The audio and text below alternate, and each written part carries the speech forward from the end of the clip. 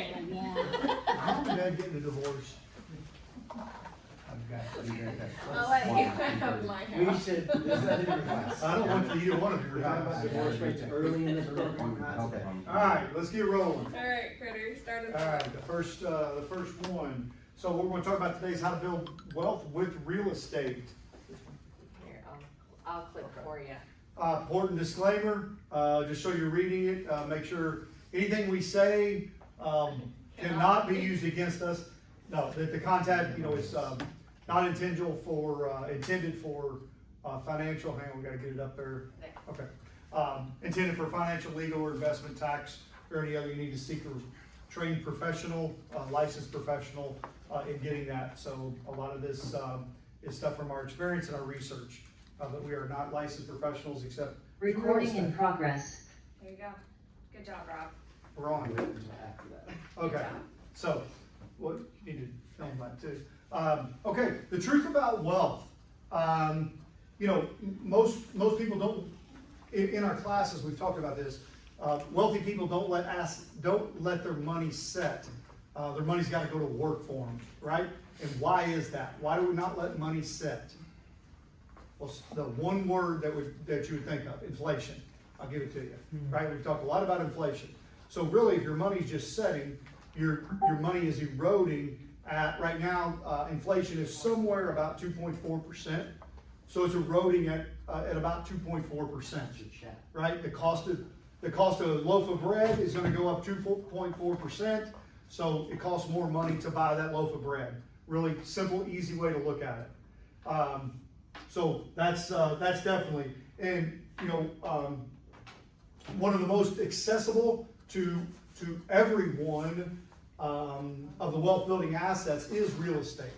And that's one of the reasons we do this class, is because we know a little bit about real estate, some good, some bad, that we try to help people with that. So, but it's also that the everyday people, it's not just for the ultra wealthy. Real estate can be bought on any level of people. So that's one of the really, really, really big things. Okay? Alright, so what we are going to talk about today is the overarching idea of why real estate works for so many people. So most of you in here are in real estate, but I was not, right? So I came from a teaching background, W-2 earner background. So I had a really hard time understanding how I could invest in real estate as a W-2 earner, because I didn't have the same kind of thing that I kept hearing in the rooms with you guys, which was just like, oh, sell a house, an extra couple commission checks, we'll do this. Well, I didn't have that opportunity, right? Like for me, I had a fixed income that was coming in. So for me to understand how it would work for me, just required a different mindset shift. So this was me, and I had and I still am kind of a W-2 earner. So understanding that you don't actually need, in some cases, even the money to buy real estate, right? You definitely don't need to already be rich. You don't have to quit your job to invest in real estate. I didn't have to then become a real estate agent in order to invest in real estate, right? Like that is not my job. I am not an agent, and I didn't have to become an agent to invest in real estate. And I definitely did not have to be an expert before I started. What I did have, and what worked a lot in my favor, was I had stable income. I had a very good credit score. And then Rob, through our interactions with each other, helped me to understand the numbers and the mindset ahead of time enough. And it took me a long time to make that shift, because I knew the numbers, but it still took me a long time to get past that fear. So I just want to speak to the people who were like me, so that you understand. So, but this is how it differs from almost every other. I muted my chat. I don't know what's going on. All right, well, okay. Sorry. Is the power of leverage. So this is the concept that really changes the game of why real estate as an investment is such a smart choice, right? So if you invest $10,000 in stocks or bonds or any of the other kind of passive ones that we've talked about in previous classes, and your money makes 10%, then you're gonna get $1,000 profit for that 10% of $10,000. However, real estate, you can put $10,000, that same $10,000 down on a $300,000 home, and you get $12,000 increase in value because of the appreciation. And that $10,000 now controls a $300,000 asset. So it's a lot different when you're looking at the math of what that $10,000 actually gets you. And assets was what Chris led us out with, right? Like the wealthy control assets. They don't just have fixed amount of money, it's that money that's controlling the assets. Okay, so the bank's money's working for you, and you get to keep the upside of that. Alright. Sorry, Rob, I guess I took yours. Anything you wanna Okay. add with that? I No, didn't you flip the did page. great. You did great. All right, I was just letting you go, you were on a roll, you were firing all cylinders, all right?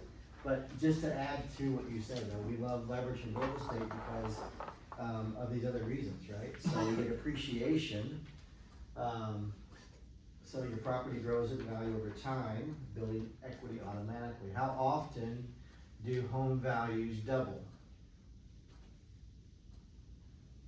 You already know the answer. Mhm. So, how often do home values double in the US? Take a guess. No wrong answers in this room, folks, unless Brian's talking. 10 years? Okay. I love it. Anybody else? I can just say that my house has doubled in about 10 years. Okay, all right. I was gonna say 20, but now I'm So if you look at just the last 10 years, then most real estate in southern Indiana has doubled in value, okay? But if you just look at annual 4% appreciation over time, that's 18 years to double, all right? We had this thing called the Great Recession, so it kind of messed up the 4% annual appreciation. But we know from previous classes, the rule of 72 tells us, take 72 and divide it by 4%, that's 18 years, right? So it would take 18 years for real estate values to double. But it Okay. could happen faster than that because we're talking about real estate. It could happen faster, it could happen slower. Yeah. Alright, but the trend line still is the trend line is 4%, okay? So that's pretty good, all right? It's because it's not only about appreciation though, you also have the opportunity, like she said, low down payment, all right? Comparatively, because otherwise if you are buying, I'm gonna back up for a second Okay. on the leverage aspect. You want me to Okay. go back a slide? Not necessarily, I mean, everybody can hear me, so on the leverage aspect, right? Why is that so different? Alright, so if we separate the ideal of a $10,000 purchase of stocks versus a $10,000 purchase of an asset, that has greater potential than the $10,000 in stocks, okay? A wealthy person who has millions of dollars may choose to go buy stocks because it's way more passive, right? There isn't a leaky toilet or a tenant that's destroying their property at that point, right? But the challenge is that is something that wealthy can do when they have that much income or that much money to then go invest. And so your purpose, your discussion around leverage is the fact that you can do it so low, all right? When you bought your second home, how much money did you put down? $2,000 or something like When you that. put down zero, you had to pay for like closing costs or Closing whatever, costs, right? yeah, I 'Cause think you it got cost me a around VA 2,000. loan Yeah. on that, and that was 0% down, okay? When I thought about investing in real estate, I was dead set that I had to bring 20% down to do that, right? What would you think you had to put down? As an Yeah. investor, you're not buying your primary residence, you're buying an investment property. Yeah, I would say 20%? 20, yeah. Lauren, how about you? What would you have to put down? 15%. 15%? Chris, before you were an investor, what did you think you had to put down? I was probably closer to the 20%. Yeah, and I was looking at an Airbnb in Florida, and I was actually talking to the late great Jason Brewer, and he was like, Rob, we can probably make a deal and you can do it for 5% down. On $1 million property. I was like, wait, what? Cause that just totally changed my ability to do it, right? I was thinking it was gonna be 20%, 15%. He's like, no, there's programs that can do 10%, even 5% for even a house like that, for us to go buy. So you just gotta know who to talk to, you know, who would be your lender. If you're the Brian Hazley of the world, then you know there's lots of ways to buy real estate without putting any money down, all right, for an investment. Again, going back to talking to who I was, right? Like I Yeah. met Brian when I first came into real estate, and he told me, oh, you don't really need money to buy a house. And I was like, what?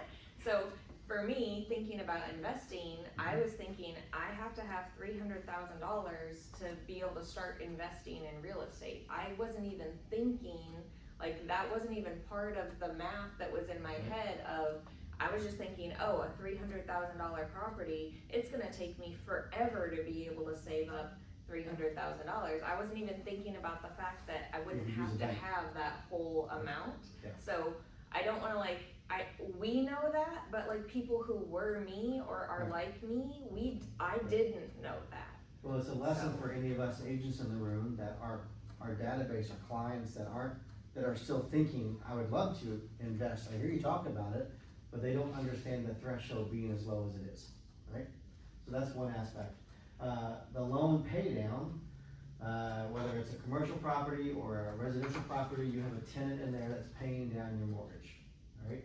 So basically you're growing two ways there, right? You're growing from appreciation and you're growing because you're growing equity as your loan is paid down. Cash flow, your monthly rent minus expenses equals profit in your pocket each month. And then tax advantages, depending on who you are, you get depreciation and deductions that reduce your taxable income each year. So that's one of Brian's big focuses, is to eliminate all the taxes that he doesn't want to give to Uncle Sam. Which we will have a future class that's all All just about about that. taxes. Rob, I don't know whether you'll talk about this here in the short, but realistically, when you talk about putting 20% down or 10% or 5% or whatever, Yeah. whatever money you do pull out of your pocket versus pulling it out of a bank's pocket is not a good idea. Because that money is now not working to the degree it could work for you. Is that a fair statement? It's a fair statement. So if you say, no, I gotta put 20% down or 30% down or whatever, because I'm gonna have a less payment, but if you're just leaving that money in the bank, you're just making a bad decision. Absolutely, yeah, because it's working, inflation is always working against you. And, you know, that's one of the great things about using debt, we talked about debt before, is it's a hedge against inflation as well. You're basically you're giving all the inflationary aspects of money to someone else, especially if they hold 80% or 90% of the note. That's 80 or 90% of the taxes for that property is being shielded by somebody else. Not by the property taxes, but of the money aspect of taxes. Okay, so if I had a property that was my own and, you know, I'm 10 years in, right, my property value has doubled of my property now, would taking out like a HELOC on that money and taking out $10,000 or $15,000 from my personal property HELOC to buy another property, would that be a good use of my money? 100%, right? Okay. Because when you're buying investment properties, if you're doing a DSCR loan, all right, a debt service credit ratio loan, right? The banks don't care where that money comes from. Okay. All right, so if I'm buying a primary residence, they care where you get your down payment from. All right, they're scrutinizing every single thing you do. If you're buying a storage facility, if you're buying a rental property, if you're buying a flip, they don't care where that down payment comes from. Can you do it or not? Because they're basing everything they do on the property itself. Would you define DSCR loans a little bit better? Sure. for us? Yeah, so the bank, when they are looking at that debt service credit ratio, they're looking at, can the income cover the debt on the house, on the property? So, for example, if I have let's say that the rent is $1,000 a month, okay? for the house. Let me this way, the rent is $12.50 a month, the math will be much easier. The rent is $12.50 a month, okay? Then if the mortgage, taxes and insurance that I'm gonna have to pay on that property is more than $1,000 a month, then, the bank would say, no, that doesn't work, all right? But if it's less, then most banks are okay with a credit ratio of 1.25. Does that make sense? That makes sense to you, Yes. does that make sense to you all? Yes, but I think it still could be explained simpler, Where? maybe. With something on a screen? We don't have that screen today. No, but just like understanding, hey, if your mortgage on the property is gonna Does your be, rent cover Right. your, like, hey, what's my new mortgage gonna be that I have to pay as $1,000? And so if I can rent it out for $12.50, then I'm good, I can buy that property. Yeah. Is kind of what you're saying. they're gonna look at utilities and other things too, but that's essentially what it means, right? So would you explain it in a different way? Nope. Brian? Nope? And Okay. the other thing, I mean, the great thing about it is somebody else is making your mortgage payments, that's. Exactly, so for me, this all applies to me, but like, I don't have cash flow. So like, I have my investment property now that I bought with $2,000 of closing costs. Now somebody else is paying the mortgage on that, I'm getting the appreciation, they're making the loan payment, I don't have cash flow on that property. But if what you're That's saying by is, design. right, but if what you're saying is true, in 18 years, I'm gonna own that property full outright to be able to give to my kids, cause it's our vacation lake house, right? So in 18 years, I'm gonna Now, have you that didn't buy property. yours with the DSCR loan, you used the VA loan, Right, so you had to qualify for that VA loan. right. That was a tricky That- situation. Well, that's What why, way to get that's it. why I'm like, I don't want to necessarily use a VA loan as an Right. example here, because most people Right. are not gonna be able to do that. But even just talking about a regular income property, right, like even if you do have to pay that $5,000 or $10,000, like if you're thinking of a vacation home for your family that you wanna own one day, all these other things apply to me, but I'm not making money on it, and I'm okay with that because all of the other things are true.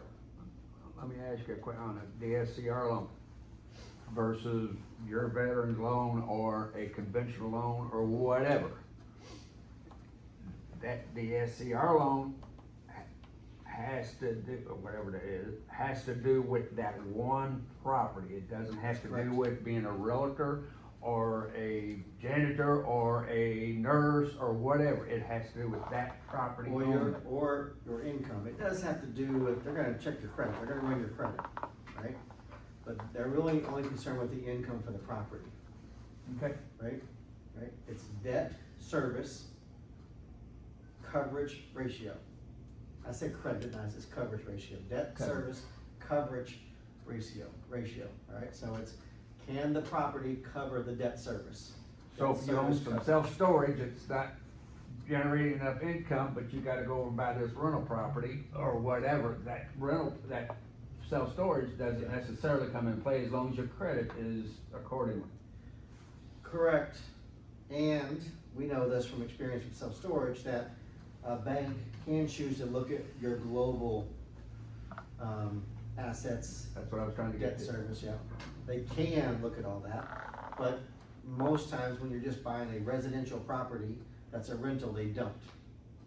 And there's a difference between a couple $100,000 versus A couple $1 million. a couple million bucks. Yeah.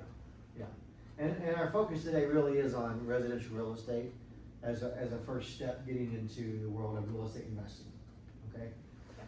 So, when you say they say, okay, your rent's gonna be 1,000, but your mortgage payment's more than that, so it's not gonna work. Is that something you present as part of the loan, like this is what my plan, this is how much I'm gonna Yeah. charge for? So if you're buying a rental property, they're gonna ask you, well, for a pro forma, all right? What are the taxes, what are the insurance, what are the utilities, lawn care, those kind of things, is there an HOA? And then what will you collect in rent, all Okay. right? So, yep. Anything you wanna add? Nope, that's great. Okay.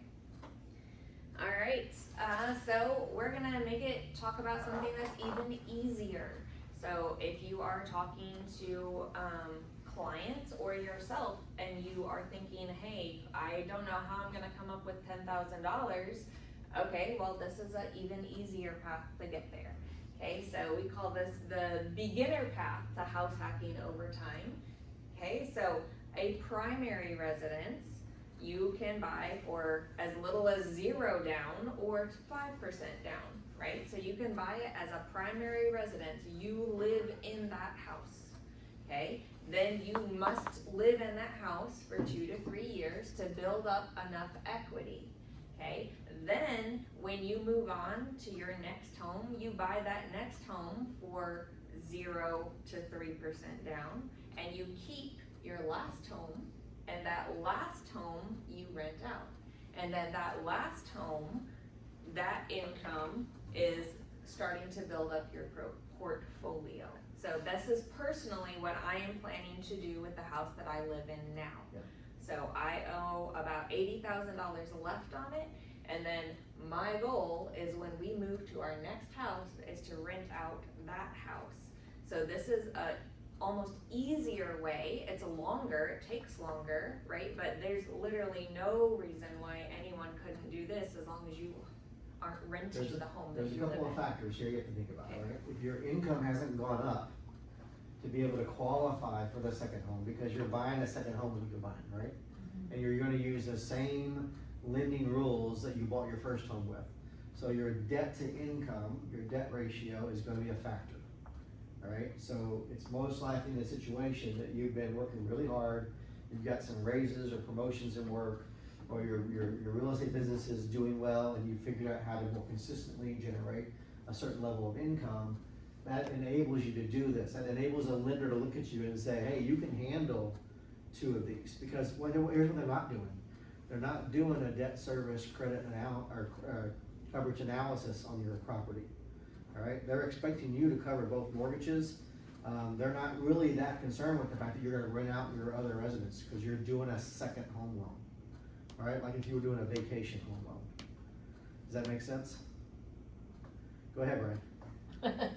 I'm speaking in general terms here. There's always gonna be specific examples. Right, where which is things why can we are change. not the professionals and you have to Well, talk to an well, actual financial advisor. But if you're advising your clients, they have to understand that, can you go put a new loan on your primary residence that is a commercial loan that would factor in the rent? Yes, you can do that.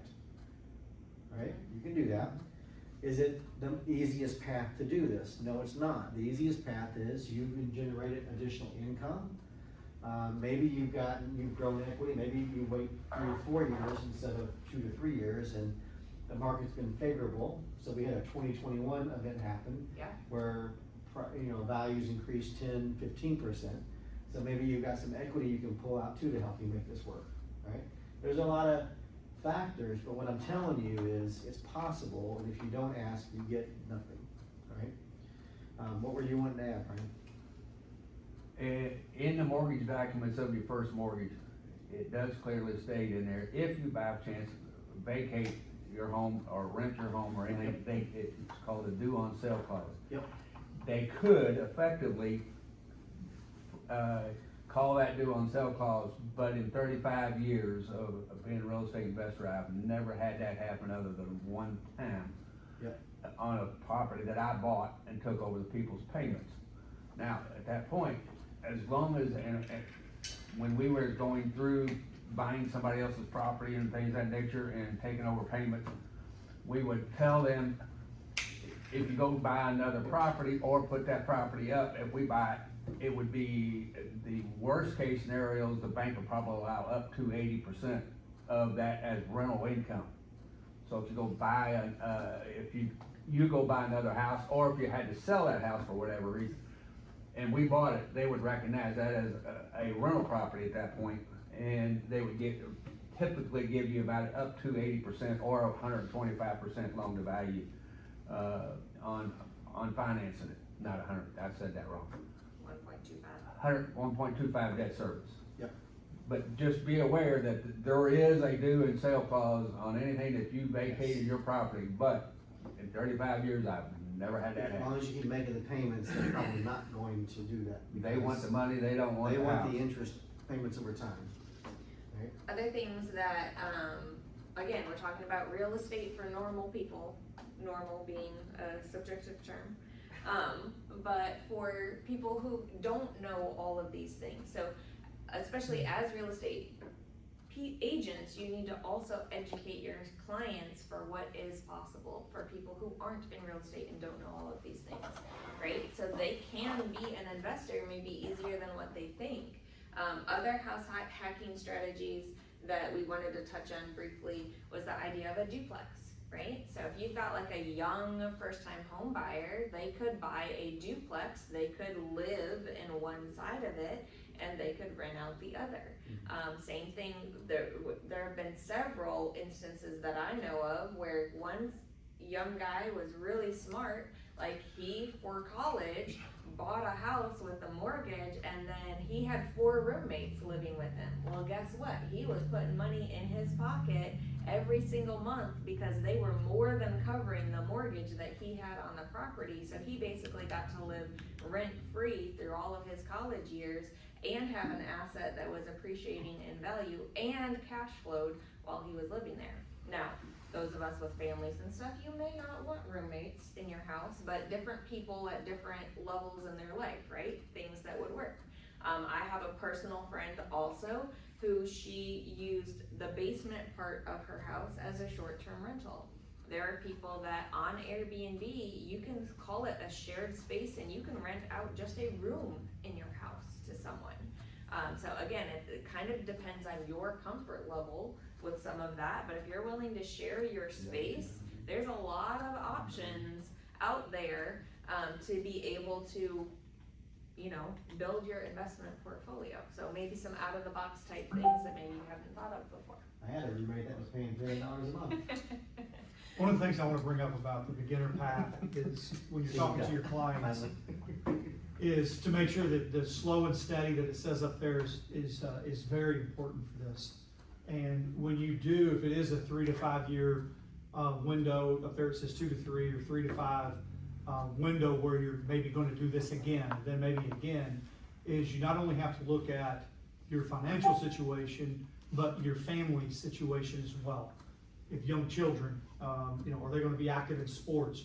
You know, college coming up, all the things need to go into this equation because, you know, you're taking a majority of the equity out of your home, which is your biggest, one of your biggest wealth building things, and you're moving that, and you're removing that from your ability to use it.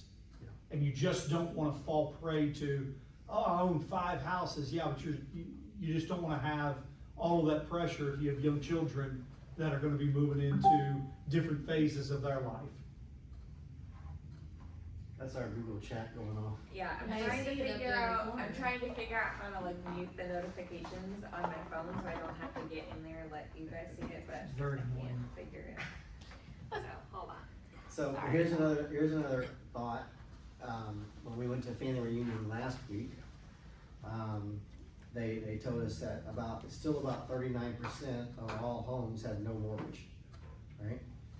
So, and there's still those people who have no mortgage and think they need to sell their house in order to buy their next house. Well, we know there's ways to access that equity that they have, 100% equity in that house. They could access the equity, put a down payment on their next house, but keep the other house in order to produce income, right? They're giving away a potentially great asset. And about 48% of all loans are still under, what, 5% right now? So all those people that refinance in 2021, they don't wanna sell and get rid of that 3%, don't sell. Keep that 3% because that mortgage is probably super low and rents are super high compared to that mortgage. So now you have an opportunity to really create some income, right? Because a lot of times as investors right now, we're thinking about rates right now at 6-7%. But if I could go back to back then, when rates were 4%, even commercially, I would buy a lot more real estate, right? Or as a real estate investor, I found somebody that had a 3% loan, you had an opportunity to buy it on terms, at that point, you just hit a gold mine. Yeah, that's a different class. If the lender will allow it.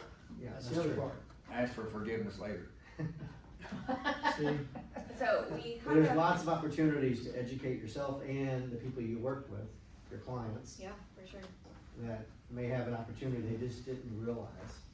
Yeah, Right. probably should have put this slide before the other one, cause this basically covers what we were talking about. That if you are buying something that's your primary residence and you are doing that house hacking strategy over time, then it's 0 to 5% down, right? So lower barrier, you can buy a house much faster because it requires less upfront. And then, once you're in it for a while, then you can buy your next house, which is then your primary residence. If you are buying something as an investment property, like Rob said, it could be as little as 5% down. You just have to kind of know who to talk with. But in general terms, most of the time, the 20% down, if it's qualifying for an investment Well, property. and so just to add, one point that I didn't mention earlier was you buy your first house, your primary residence, and then let's say 5 years later, you decide I'm gonna turn that primary residence into a rental, buy my second home, which now becomes your primary residence, right? And now 5 years later, I wanna do it again, but now I have two basically personal loans, right? This first one has such great equity, the loan to value is really in your favor to go turn that into a commercial loan. All right, cause a lot of lenders don't want you to go beyond the first two. All right, so now you've gotta turn this one into a commercial investment property. Even though it's residential property, don't get confused, a commercial loan, right? And then it's a Yeah. wave going forward. You can keep buying your primary residence, and then as these other houses that you had years ago, just convert those loans into a DSCR loan if you need to. Right? If your lender says, I'm not gonna give you another loan because you already have too many loans, too many mortgages out on personal property. Yeah, at the very end, I wanna run some of the math on the final slide, just so we can kind of see what that looks like Sure. over years. Alright, cash on cash. Cash on cash, pretty simple, really. This used to be something that, it's so simple with math. Following the example here is, $200,000 purchase at 5% down, which is typical for what we're talking about. So you've got $10,000 invested, right? $300 a month cash flow, times your 12 months, you get your $3,600. Above what your Expenses are, what your cost is, right? not $300 in rent.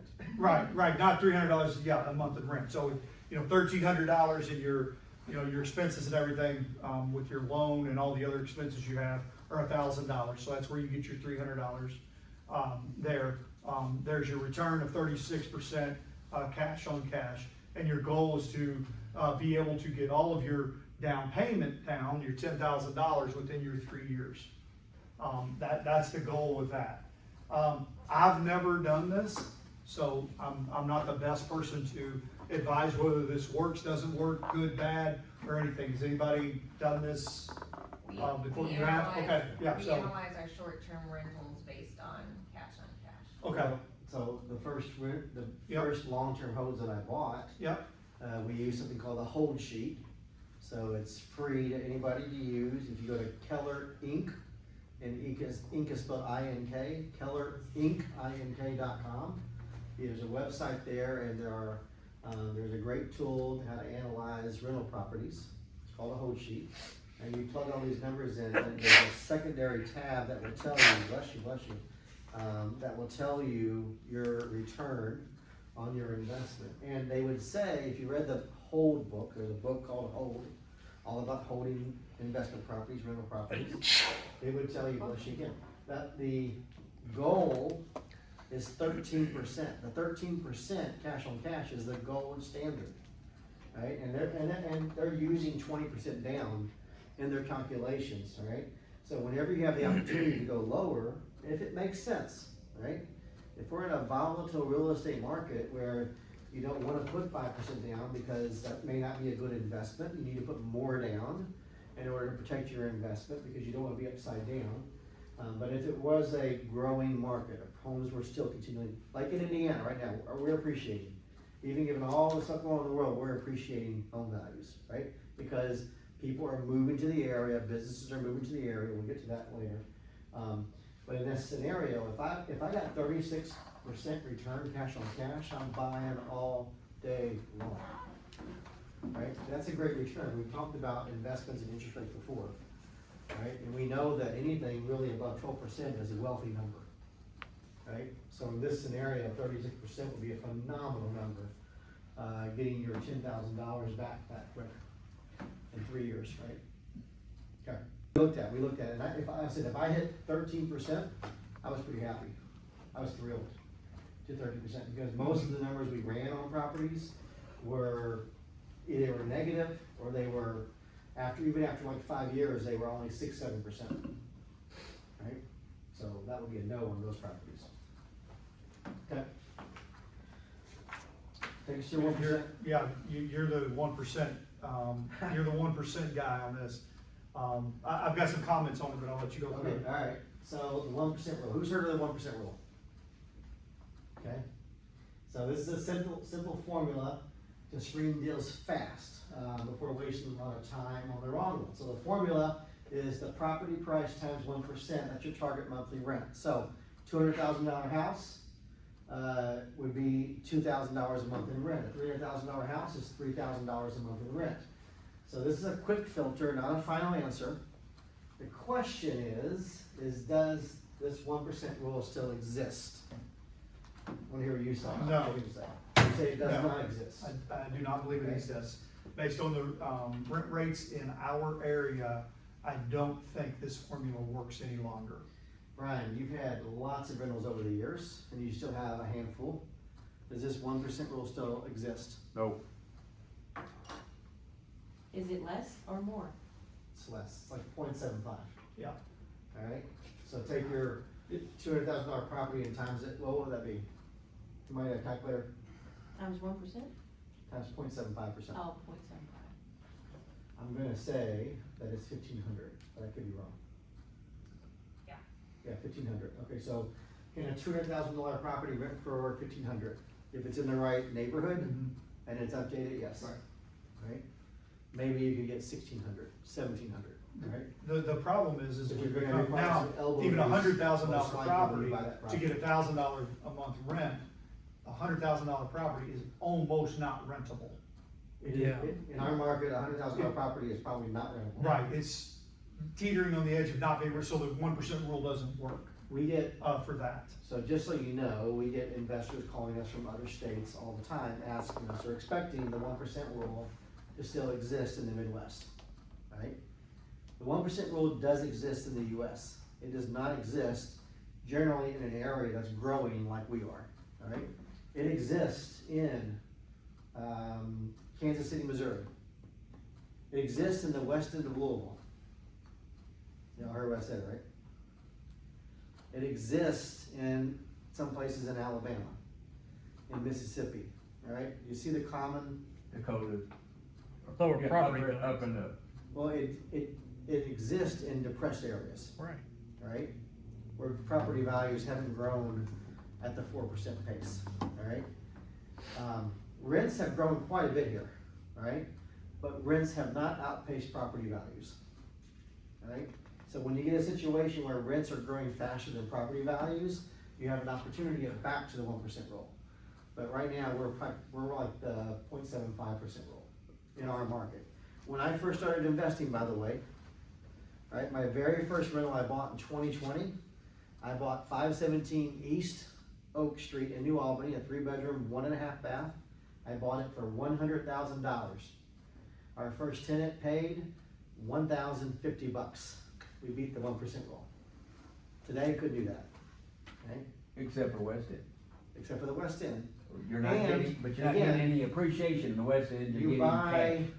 buy a $150,000 property and you put $10,000 of sweat equity into it, your house is now worth $200 and you can rent it out for $1,500. So in essence, that $150,000 property may, by the amount of work you're willing to put into it, kind of equate to the 1% rule. But it's questionable, alright? Gotta be the right area. So, know your own market. And it better have 2 bathrooms, if it's gonna rent out for $2,000. Mm-hmm. Alright, This me? This is me. This is you, I because wasn't sure you're if the you only one wanted that's. to talk. She's the people, we're, Oh, it's just for Christine. Thanks, Christine. Alright, I'm gonna get punched for that. So where to invest? But we're on camera. Market signals that matter. So this is what I was talking about, right?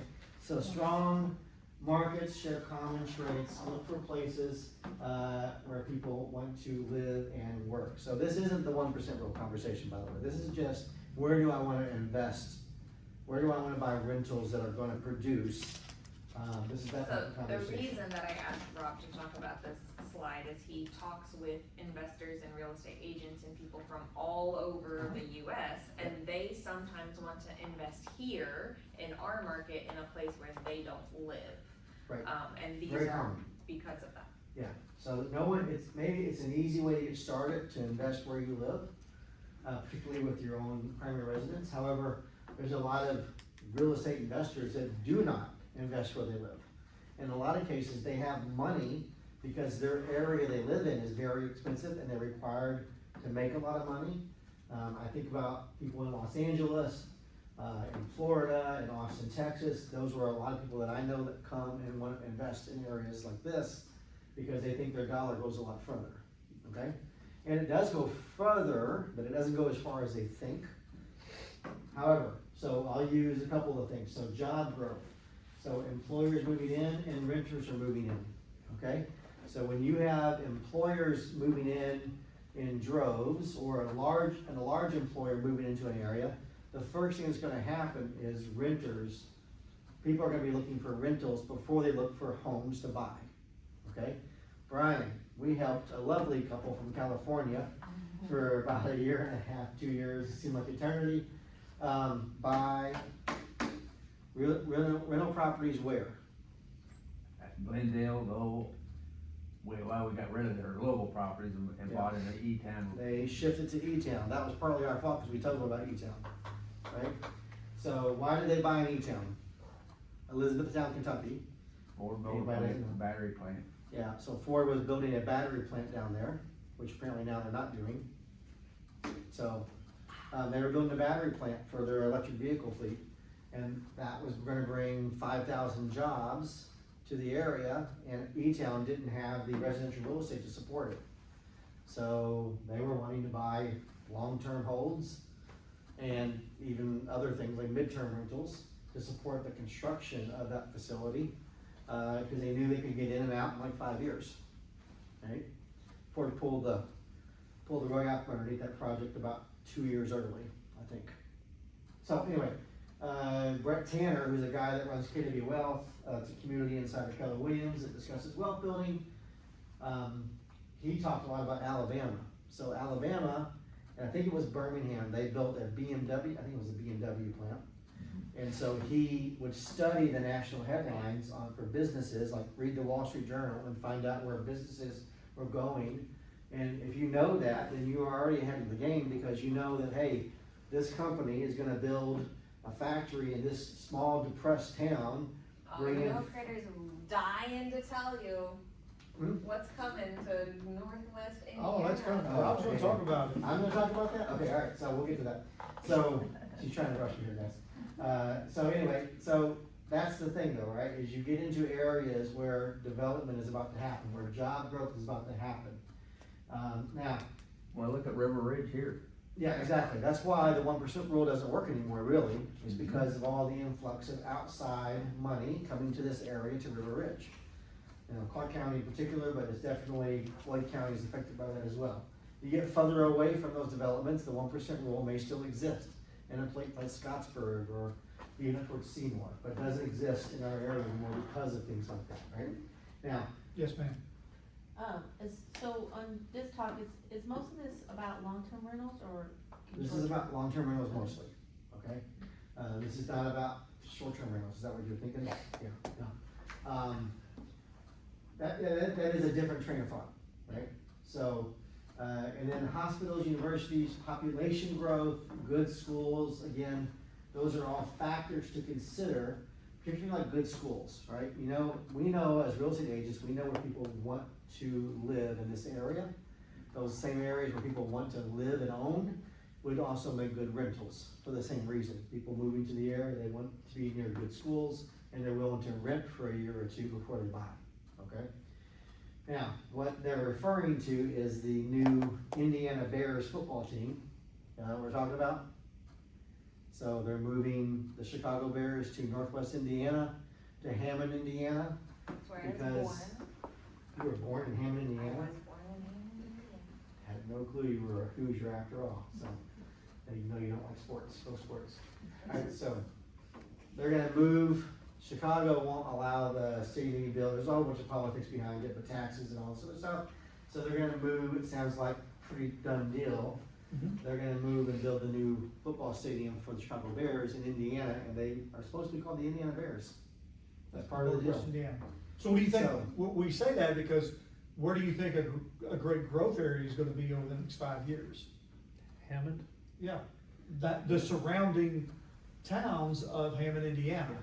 But wasn't that a depressed area already? Yeah, it's absolutely. the armpit. Which is- That's Yeah. nasty. So that's why it's so great that it's coming there. Yeah. Because the Bears are gonna be able to move there, get a $120 million tax break over the next 10 years.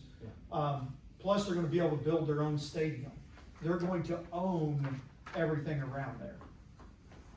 So it's a business decision by them. Yeah, so if you're an investor, then the first thing you think of is not Indiana Bears, it's real estate investment, massive opportunity, because I can go in and buy these depressed properties that is not maybe immediately by the stadium where they're gonna build it, but everything outside of that, because they're gonna need employees, they're gonna need lots of other things, and if I can buy it low enough now, right, because you just said it's a depressed area, the property values are pretty low, so buy it now, and then if you're able to ride it out for the next 5 years until you can get great renters in there, potentially down the road, you have a huge upside to this, right? So, Chris, take All us through right. creative flip partnerships. So that was Yeah, long and I term. hope Ethan's still on here because I know Ethan and I have done a couple of things, or did one thing where it was a really good. I didn't charge him any finder's fee or anything. He's gone. But anyway, he would have been a good example for this particular thing. But you know, finder's fee. I know there's somebody in the room here that's done this exact thing. They've been able to get a finder's fee for going out and finding a property. Whether that finder's fee is in the form of, some kind of commission share or, just actually getting, hey, here's some money for doing that. As real estate agents, we have to watch doing that. We can't pay compensation to non-licensed real estate agents, so you have to watch doing that a little bit. Double commission, represent, if I'm buying a property, you brought the property to me, you can represent Critter Properties as I purchase it, and then on the other side of it, and you can represent me as I sell it as well. So that's definitely one. And then equity partnership just being something of, you've got some skin in the game as well. You know, it's a $100,000 property, and you're like, look, I'll go in $25,000, so you're a 25% investor in that particular property, and then you get to reap the rewards of the benefits, hopefully after you close the deal and make some money as well. The co-market value add properties, and to get more buyer clients, right? You can go in and you can get more buyer clients as well. And I think something that's really important for investors to look at is partnering with real estate agents that can also help them really spruce up their property. Instead of, when I first got into flipping, everything was gray. Everything was gray. And now being able to throw some nicer things into it, you're able to do that. So, you're able to kind of set yourself apart from the day-to-day flipper. I've used designers in the past, designers that were real estate agents in the past, to come in and do the design, and then they would get paid by representing me in the commissions in that. And that was really something that they would like as well. As far as Summit Wealth goes, if you're interested in partnering with us on anything like this, there are no set numbers or anything like that. It's really, hey, how can this work and how can you get involved and become a better, it really helps to understand it. by getting involved in it, but not being in, not jumping in with both feet. So really something that, that we've done well. I've done very well over the last, 5, 6, 7 years. I've been able to partner with other agents and they've learned some good things. And some of those agents have gone on to flip some properties on their own as well. So that's always good to see when you can help people like that out, for sure. I'm sure we're not up 2 in a row, am I? Yep. Yep. Ooh, seller financing. Okay, instead of going through the traditional lender like you do when you get your house, right? You got all the forms you got to fill out and all those things. The seller holds the loan. Okay, I've done a few of these. I have one that's maturing this year. Did it on a 3-year balloon property, and I think, if I'm not mistaken, I did it at 9% over 3 years, balloon payment at the end of that 3 years. So I was making a little bit of money, nice money, 9% on my money, and it was a $135,000 property, I believe it was. So I was then making that, and then at the end, they pay me, I think it's $130,000, $128,000, something like that they have to pay me this year. Now, what that means is they have to go to the bank and get a loan on the property. I was the bank, and now they're going to the bank to get their own loan. Does that make sense? So that's how that type of seller financing works. Or there are other options to renegotiate with me as the bank. Okay, so that's definitely one way to do it as well. I like this program. I can foreclose on them just like a bank can. All of the paperwork, actually gets recorded. It's in their name. They're due for all the taxes and everything like that. But I'm the mortgage holder, and if I can foreclose on that property and get that property back if they don't do it. I have a friend of mine in Madison that has done several like this, and he has done extremely well. He's gotten 2 of the properties back from foreclosure, and he kept all the money. So it was he hated it, but it's something that worked out really, really well for him. With this, different people do different things as far as down payment. That comes into play on it as well, whether it be 10%, 15, 20, or 5 or 0. It doesn't matter. My guy, I knew him, so I did 0% down payment from him. I didn't need any of that. I just needed to help this guy out. He was a veteran and he's a firefighter, and I felt soft-hearted, so I didn't get that out of him. So. Critter, are you doing this for owner occupied or investment property? Investment property. Okay. Investment property. There is an issue if you're doing that with owner occupants. Well, years ago, back in 08, 100 years ago or whatever, people were doing a lot of owner financing stuff and a lot of fraudulent stuff going on. And so the government passed a law, and I don't remember what it is, but it says if you do more than 4 single family or owner occupied properties, you become a potential dealer, you become a potential problem. And again, can't connect We with do it. 4 in Indiana. Okay. It's just like the same rule where you're only supposed to be able to do 4 hard money loans in one state without having to have a license. And like Donnie Coakley, he will not do an owner occupied loan, period, because you got into a whole different ballgame. Yep. You can do up to X amount of deals, but a way around that is just do a lease option and enroll with it from that point of view. But we would never try to get around the IRS and their rules, right, Brian? Hazley Absolutely from not. Jeffersonville, Indiana. Nothing to I am Critter's partner. I'm not telling you where, do but with it. Lives I'm on not in Painkiller and Jeffersonville. Sellersburg. Yeah, lives on Painkiller and Sullivan. Oh, no. Huh? I said, I'm not gonna tell you where, but we're not in Jeffersonville. Oh, okay. So you talked about you being the bank for other people where you're the seller. Yeah. But I know Angie on our team has also gotten investment properties where she worked out a deal with the seller to be able to just take over their monthly payments, and then was able to gain that property as an investment property. So I don't know if we also need to talk about the other way of doing this. Perfect. So I had a On the next property in slide. Corydon. Okay. You can switch slides, it's fine, because the next one's kind of related to the same thing. Okay. So I had a property in Corydon that we attempted to sell, but it had some foundation issues, and the seller didn't have the money to make the repairs, but it wasn't gonna sell because those repairs weren't able to be made. I could afford to make those repairs, but I didn't own the property, and nor did I want to necessarily buy the property, alright? But it was, situation was, she wanted $80,000 for the property, and, you know, it had $14,000 in foundation issues. It was a concrete block house, built in the 50s, and the basement wall, which was a foundation wall, was moving about a foot. It was not great, right? So, after like selling it for 3 months, and they had renters there themselves, by the way. They rented this house, they had moved, I had helped them buy a house out in the country, south of Corydon. So they decided to rent this house instead of sell it at the time, back in 2018.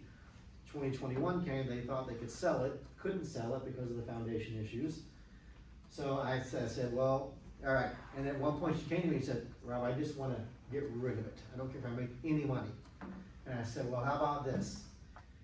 I will buy it seller financing, so you hold the note, which you already have. They owed $53,000 on it. I'm gonna give you $5,000 cash at closing, and then I will refinance it myself within 2 years, or I'll sell it, okay? She couldn't believe, she was so happy that that was the offer, because at the end of the day, after making those repairs, she was only gonna make about $5,000–6,000. All right, so we got rid of the commissions that enabled me to take over the property, and that note of like $300 a month. And then I rented it out for $800 a month, because a renter doesn't care about the foundation as long as the house isn't going anywhere, right? They don't care. So I rented it for $800 a month with a $300 note, and I did that for 2 years, and then we sold it. We did go in and do the repairs, and we sold it for like $125,000. So it was a combination of a seller finance deal that we turned into a rental that I then flipped and then sold and made money. So she became the seller financing, She was still the owner. she's still the owner, you Yeah. paid I the, called First Harrison Bank and said, I'm taking over the note, and they said, no problem. okay, Yeah. They knew I was gonna rent it out too, they said, no problem. And did I take a chance on that? No, I did all of that up front with First Harrison Bank before I agreed to close on the property to make sure there wasn't gonna be an issue. Let's take that a little bit further. Let's say that owner was, upside down or had struggles with their payments over the years and their credit's a little screwed up. Rod could come in and take over the payments, make their payments. If he puts in the memo column that he's making those payments and the address in there, but also he's helping improve that old owner's credit. So when it's time to then to go buy it, he just improved their credit. Yep. So now all of a sudden it's a double win for that seller. Yep. So, And to take that a little further, if you didn't have any money to fix that, go borrow the money from a Rob or a Critter or a Brian or whoever. You have no money in the deal, split the deal with people, now you just made money somewhere down the line. Lots of ways to get into this real estate investment game, right? So this opportunity here though is a little bit different.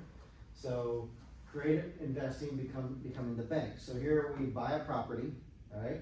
We improve it, we flip it, all right? But instead of selling it, we're gonna seller finance it. So effectively we're selling it, but we're gonna become the bank. We're gonna hold the note, all right? Someone gives me, let's say I just got a property, I bought it for $140,000. I put money in to make it look pretty. I seller finance it essentially for $200,000. Create a lease payment, all right? Kind of like an option, and we can call it what we want, but they're gonna pay me a monthly payment. They're also gonna pay me 10 to 20% down, okay? What's my risk here, all right? The risk is, this is what Brett Tanner used to say, kind of wealthy. The risk is, the worst case scenario is they make all their payments and in 5 to 10 years they end up financing it with a bank, and then I'm out. And I collected all that money over those period of years. That's the worst thing that could happen. As an investor who's just interested in figuring out how much money I can make, the best thing that can happen is they pay me 10% down, $20,000, they make payments for 2 years, and then they stop making payments and I have to foreclose on them, get them out, and then I go back and if I make any improvements to the property, I sell it now at $225,000 because we had appreciation of 4% a year, and then I get another 10% down person, they pay me 10% of that, and then I created, Brian's over here smiling in your ear, because he's done this before, right? Lots. So, yeah, so I'm gonna keep that cycle going, and I'm just the bank, alright? Why would someone use me as the bank instead of use a bank as a bank? Cause their credit score won't let them get a loan. Their credit score, potentially, yes, cause I may not want that person either if they have bad credit score, but they may also be 3 months into a new job in the area, and a bank won't lend to them, but they have really great credit score, right? There's a multitude of reasons why someone would want to buy directly from me as opposed to get a loan from a bank. Or They they may have also just zero- not like banks. Or they have zero credit score. They have zero credit but score. they We have a almost did great this job with our, and income. we had an apprentice, electrician that was gonna buy one of our Blue Lick in Memphis. He was gonna buy the house from us on terms, basically seller finance terms, right? Because he had zero credit. The guy's 25 years old, never had a bank account, never had a loan, never had a car payment, never had a credit card or nothing. And so he had zero credit. Like, credit score was zero, but he always paid everything, right? And we were happy to rent it to him, or let him buy it on seller finance terms. So that's a way to do it too, right? So buy it, improve it, seller finance, then collect the payments. Again, the worst thing that can happen is they make all the payments. The best thing that can happen is they move and decide not to buy the house. And that happens too, right? They make all their payments, but they decide, I don't wanna buy the house, I have to move for my job. And the deposit is non-refundable, so they don't get it back. So they didn't do nothing wrong, they just decided, I have to move to Alaska. Good luck with your job in Alaska. Right? So it's almost like, it turns into like it was a rental property, but you have there's no like, Well, there's no yes. security deposit Yes. yet to return. But it's a different kind of lease, so it's not a rental where I'm Right. taking care of everything, they're taking care of maintenance, you would set up a different type of contract. But if they just get up and leave, it's Get almost a like you lawyer just to have a write the rental. contract, Yeah. right? Yeah, Because they're taking care of, they could have regular insurance, they could have, they're paying the taxes, they're doing all the things, right? Your name's still on it, so you gotta make sure all those things are happening, but it's totally different than you just being a landlord yeah. with a renter, right? They're taking all the responsibilities of a homeowner in that scenario, so it is different in that manner, right? We had one in Corden that we took over the payments, folks needed to move, took over the payments. We put a tenant in there as a lease option for 2 years. We got them financing in place, they had a $20,000 equity closing next week. They came in and handed us the keys. And I said, why don't you go ahead and at least close it and resell it? They said, nope, we don't want it. And they gave us quite a large down payment at that point, and we had $20,000 of equity, and they handed us the keys, and we did it again. We had no money out on that deal. Again, money is not the most important thing for a lot of people. And again, like I wanna say, like kind of tell, like what we're doing is we are helping people in a lot of these situations. So like that's what Summit Wealth is about. Like we're not trying to screw anyone out of money, like we are trying to help them, and they are getting properties, buying properties, selling properties that like we have had so many people that they were out of options. And so we're in a win-win. They're so happy that we're able to help them, and we're happy because we're making money on it, and everyone's just in a better position from having done this. So don't think that like if you're looking at any of these creative things, it's like it's a win-lose deal for that Has to be a person. win-win or no deal. Absolutely. Especially like helping build their credit and things like that, right? Like it's all those extra kind of things around We've the had people transactions that. Tell us they want one number for the house, and we paid them more for the house than what they wanted. They couldn't believe it. Alright, we're just about done. Alright, so real estate as an investment, what it is not a get rich quick scheme, right? Wealth builds over years, not overnight. It is slow, it is steady, especially if you have the patience to do like one of those paths that's every 3 to 5 years. There is not a zero risk type thing. The market shifts. We definitely figured that out this year. Tenants leave, you have repairs, you have different things that happen. I also want to say, as far as this one and the last one for zero effort, not zero effort, it also can be noisy, right? You can have real estate that goes the full gamut of how noisy it is and how much you have to be involved with it. So it's not like a passive investment where you just put that $10,000 and you get your 10% return and you don't ever have to look at it. Like real estate is not that, like you have to be a little more involved than that. There are people that never look at it, and then we end up getting their properties as terrible things to have to look at, 10 years later. But anyway, so it's not a shortcut, but it is very predictable, I would say, for a wealth building strategy. All right, so thinking long term, what can it do for you if you were to consider real estate as an investment? These are just some ideas, right? It could replace your car payment. You could have a property that cash flowed and it could cover your car payment. You could cover your mortgage. When I end up renting out the house that I currently live in, my hope is that that one will be paid off. I use it as a rental, and then the rental income from that one will actually pay the mortgage on my next one. Okay? It could fund your retirement of quieter investments. And then again, maybe one of the most important things is the generational wealth, right? Like I have that cabin property that in 18 years I'm gonna own free and clear from other people having paid it, and then I can pass that down to my son. So you don't need 100 properties, you just need to be strategic and consistent and patient. And this can change your entire family tree altogether. Now, there's a great book that I once listened to with Buffy and Jeremy in the car, and they fell asleep on me. Definitely did. I don't even remember what it was. The book is called, it's by Justin Donald, and it's called The Investor Lifestyle. Right? So, another book we were introduced to at Kennedy Wealth. So, the Investor Lifestyle, it's called The Lifestyle Investor, Justin Donald. And the whole premise is what she talked about, right? So you wanna buy a new car, buy an investment property that produces the income that pays the payment. Right? You wanna buy a boat, see that's lifestyle. I'm not talking to Brian, he won't get in trouble here. You wanna buy a RV, you didn't react. You wanna buy an RV, then buy an investment property that covers the payment on that RV, right? And that way when the RV's paid off, you still have the investment property. Right? So that's the idea there. It's called Lifestyle Investor by Justin. It's a great book. It's don't listen to it while you're driving on a long road trip. It might put you to sleep. It's very some of the material goes pretty deep, but it is a good book. The thought process is genius. Excellent. Highly recommend. 5-star. When insomnia kicks in, she highly recommends. We were on our way to Battle Creek. Remember? We were on our way to Battle Creek to literally furnish our second Airbnb that we ever bought as a syndication. So. All right, so this is the part where I want you to run the math, Rob, after we think through this reflection, right? So just think for a minute, if you had an extra $2,000 to $5,000 per month coming in automatically, right? What would change in your life?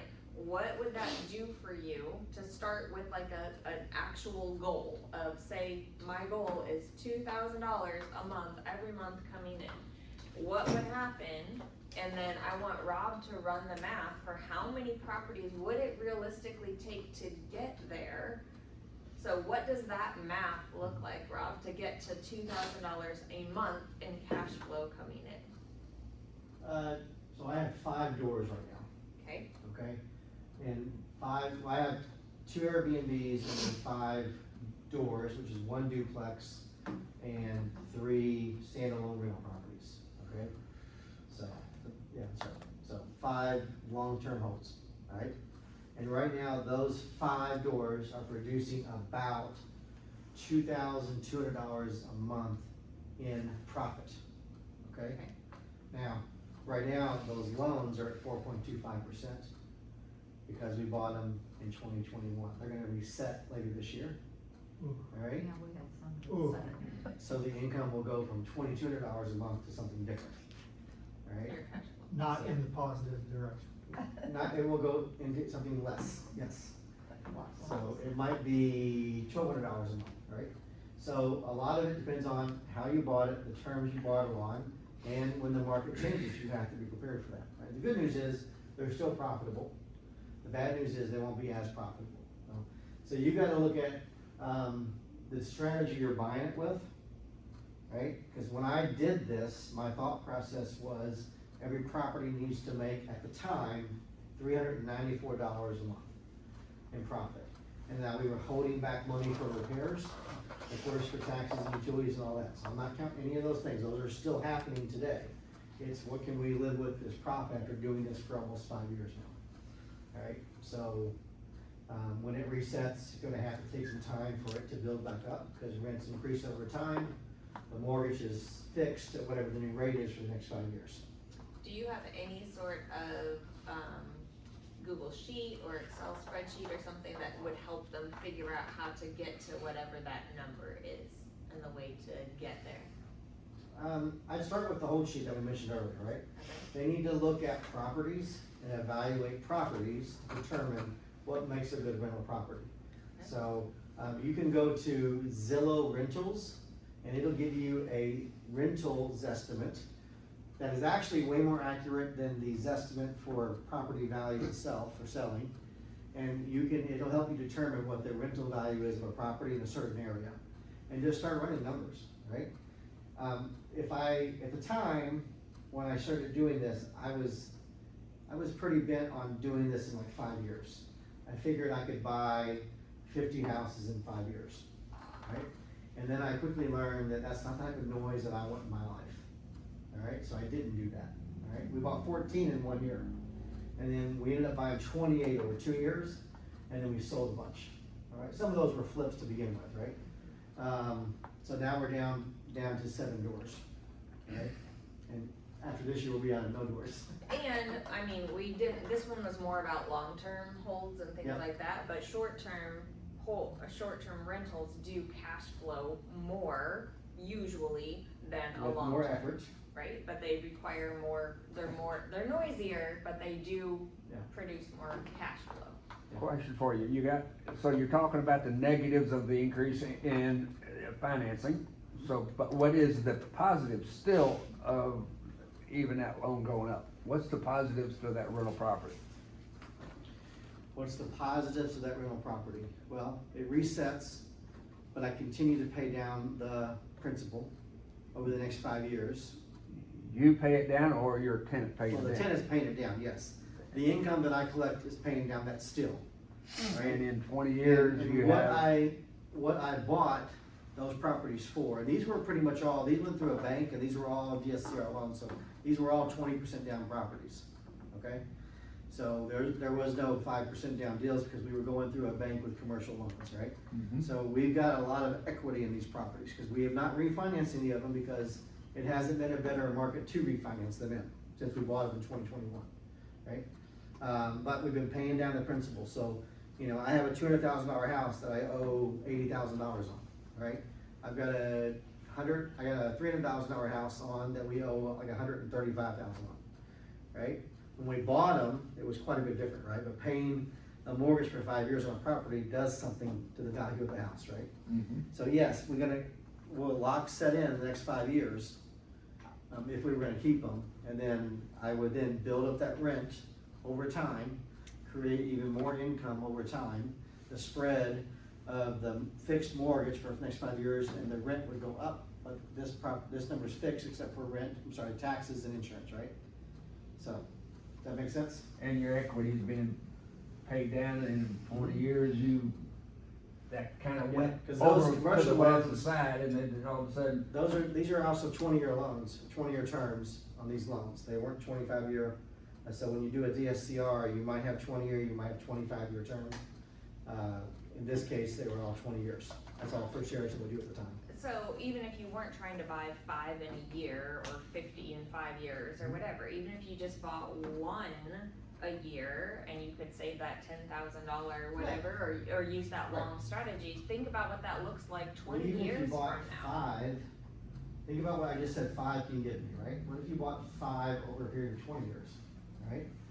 You're talking about, if this is a tool for retirement where you own the asset. And a lot of people, what they do, not saying nothing to Brian, I ain't looking at Brian. A lot of people, they do, is they get to a point where they decide, I'm okay with the pile of assets being real estate because of the advantages that provides me in taxes and other things. But I also am okay if one day I wanna cash out, right, and move to Florida, right? If I just wanna sell my $2 million portfolio of rental houses that I've paid all the mortgage down. But the wealthy would think differently about that, by the way. They would say, you've got $2 million in real estate with no mortgage now? Well, that's a whole lot of leverage that you can pull out and go do more, or do something different. I would probably cash out and go buy a storage facility. Knowing what I know today, Or other opportunities. or other opportunities. That's a different class. I'm not allowed to talk about finance in this class. No, no, So- because he'll go off on too many rabbit trails. But anyway, so again, it is just, it's not about like, you don't have to do all the biggest, greatest, you know. The math is easier than people think, Yes. right? The math is easier. I mean, you're literally, you just need to know utilities, HOA, taxes, insurance, what your principal and interest payment is, right? Hold back maintenance repairs. So you're talking less than 10 numbers that you gotta track, that you have to know for a property, right? And then once you know those numbers for the property, is the rent that I can get for that property, use Zillow estimate, or call a property manager that knows what the values are in the area, and then figure out, is this number larger than this number enough to make me feel safe? Right?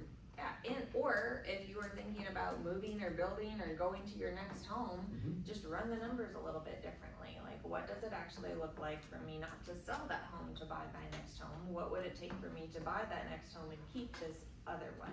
Yeah. You know, so it can be kind of small mindset shifts and changes.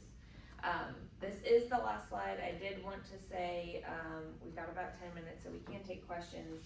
But I do want you to mark your calendars if you can, please. We are doing a first-time flipping class on April 21st. It'll be over here in the big room.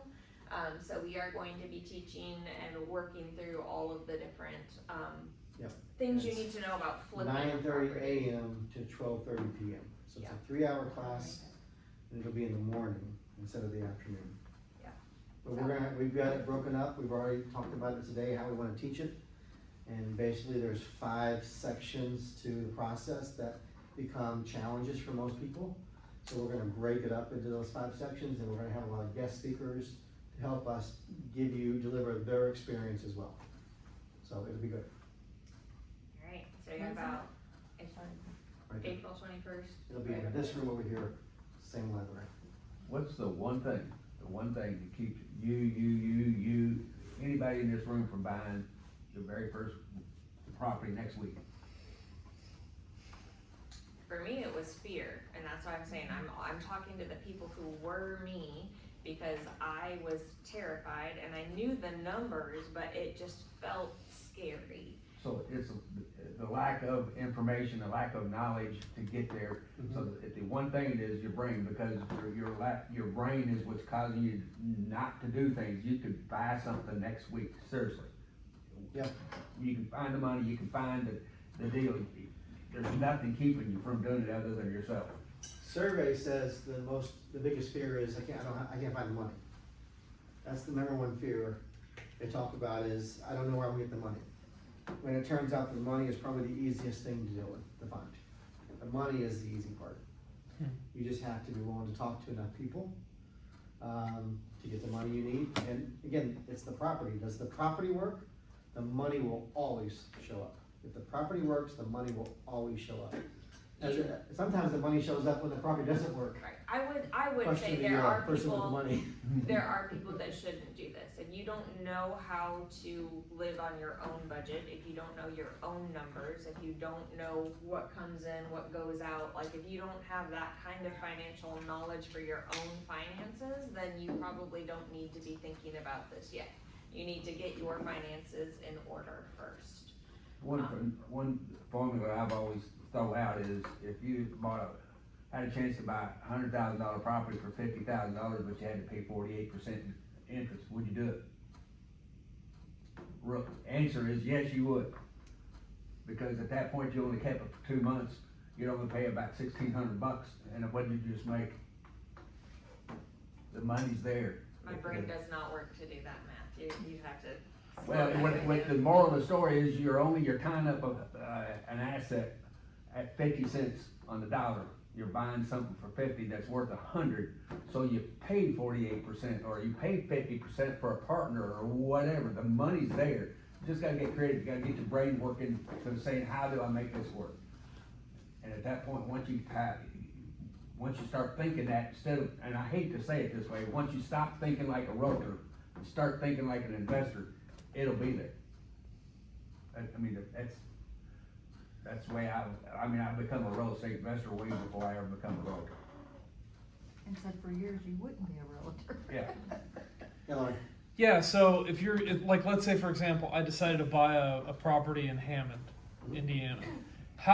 Since I don't live in Hammond, Indiana, like, how do the logistics work when you're buying a property that's far from the market you live in? You wanna research property managers in that area and interview them. Okay, Just like you're hiring somebody to cut your lawn, you wanna interview them, you're gonna hire somebody, up there to manage your property. So, unless you like taking long drives. no, I was You thinking, listen to a lot of books about real estate investing. I was thinking, what about talking about to people in that market who know? I would hire a realtor in that area. It's the first thing I'm gonna do. Yeah, I exactly. wanna buy an investment property. I'm gonna hire a professional to find that. And I'm gonna ask that professional if they know a property manager that I could also interview. So that's where I would start. Start with professionals in the area, And right? if it were me, I would vet that real estate agent to see if they are also an investor, because you want a real estate You agent want that them to have an understands investor mindset investing. too.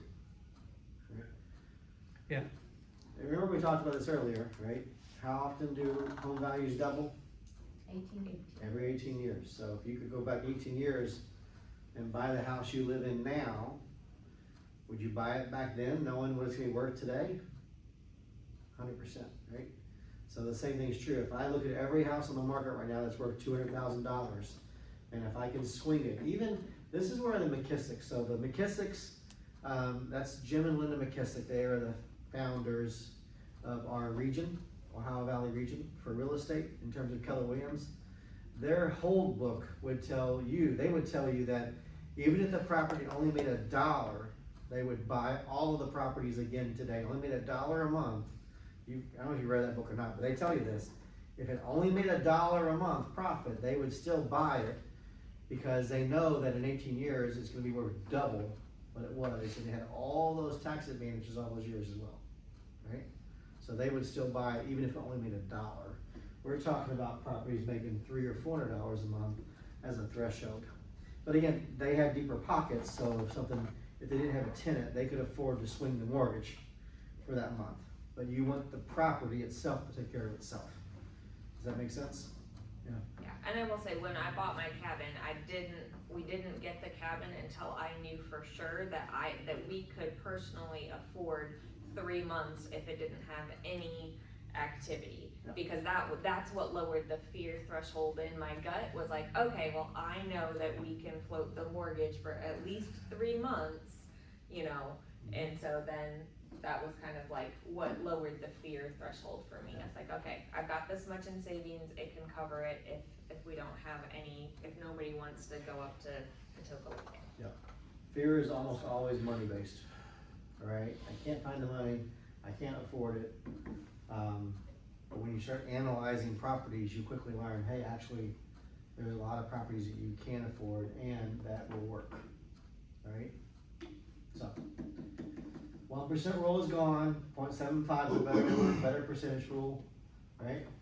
Every property values or doubles in value at least every 18 years. Any other takeaways? Nope, thank you. Go ahead, Christy. I don't know, I just don't, I'm learning a lot, but it is the fear and then like where to Christy, start. it took me 3 years to get started. Because, and my husband needs to be here, but he's not, but his brain is always, I just work hard and I make more money and that's how we have more money. Yeah. And so when I talk to him about this stuff, he's like, I need a truck and we need to fix this roof and, and he's like, cause I told him, I said, what is your plan?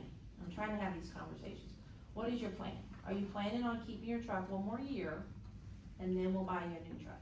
Yeah. And if it wasn't for us pulling a camper, the truck probably, we just run it till it dies, it's just pulling the camper, it's a struggle. And so, he's like, why? It's like, because we have, $19,000 in savings, and it's not staying there. If we're waiting it for a year, I'm putting it in a 14-month CD, I'm putting it somewhere, it's not staying there. Yeah. I need to know what your mindset is on planning for this new truck payment. Yeah. And to me, I'm like, you know, I mean, you know, this class has definitely shifted me from like, well, it's in the bank, it's in the savings account, getting 13 cents or something stupid. But I'm like, I'm moving that somewhere else. If your plan is not to spend it for another year or two, I'm moving it where it's earning us something more. Yeah. You know, so Good for you. I want to invest in real estate.